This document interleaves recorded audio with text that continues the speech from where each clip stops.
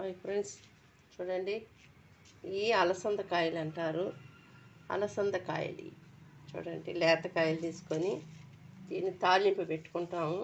హెల్త్కి మంచిది కాబట్టి మనం వెయిట్లెస్ వచ్చేదానికైనా మనకు ఈ ఫుడ్ తింటే చాలా మంచిది. కాబట్టి దానికి వేయాల్సినటువంటి 3 కోడిగుడ్లు, అల్లం వెల్లుల్లి పేస్టు, కరివేపాకు, ఆనియను, పచ్చిమిరపకాయలు. ఎలా తయారు చేయాలో అవన్నీ నేను ఒకటిగా చూపిస్తాను. దీనికి కొంచెం ఆయిల్ ఎక్కువ పడుతుంది. కొంచెం ఆయిల్ వేసాను ఎక్స్ట్రాగా, ఎందుకంటే తాలింపు కాబట్టి. కోడిగుడ్డు వేస్తున్నాం కాబట్టి ఎక్కువ పడుతుంది. కొద్దిగా వేసాను, ఒక 4 టీ స్పూన్లు వేసాను. చూడు, ఆవాలు, జీలకర్ర,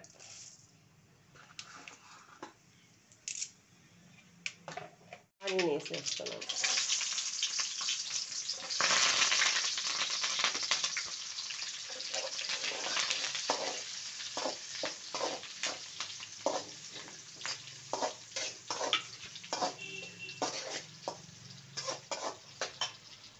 పసుపు కొంచెం వేసుకున్నాను, సాల్ట్ కొంచెం వేస్తున్నా. త్వరగా ఆనియన్ వేస్తాను. అల్లం వెల్లుల్లి పేస్ట్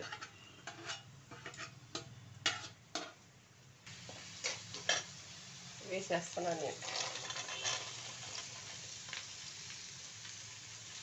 మనం బీనీస్ అట్లా తాలింపులు పెట్టుకుంటాం కదా, అలాగే ఇది కూడా. ఈ మన సైడ్ సరిగా తినరు, కొంతమంది బాగా తింటారు, కొంతమంది సరిగా తినరు.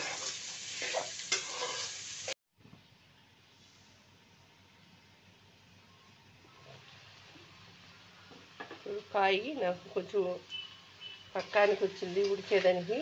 ఆయిల్ విడుస్తూ ఉండాలి. ఆయిల్ విడిస్తే కాయ ఉడికినట్టు. చూడండి,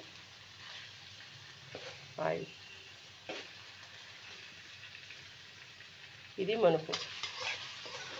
నేను కారం, ధనియాల పొడి, గరం మసాలా పొడి అంతా వేస్తాను. చిన్న టీ స్పూన్తో 2 టీ స్పూన్లు వేస్తాను ధనియాల పొడి. గరం మసాలా పొడి కొద్దిగా వేస్తున్నాం.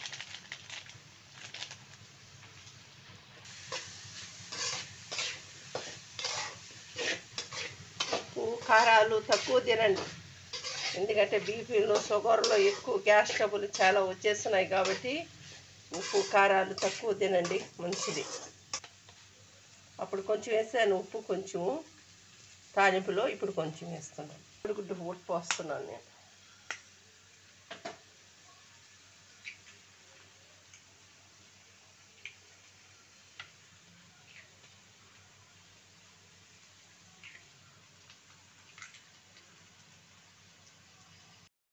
కలిపెట్టేసి మనం ఎక్కువ కలిపెట్టుకుంటా మూత పెట్టేస్తున్నాం.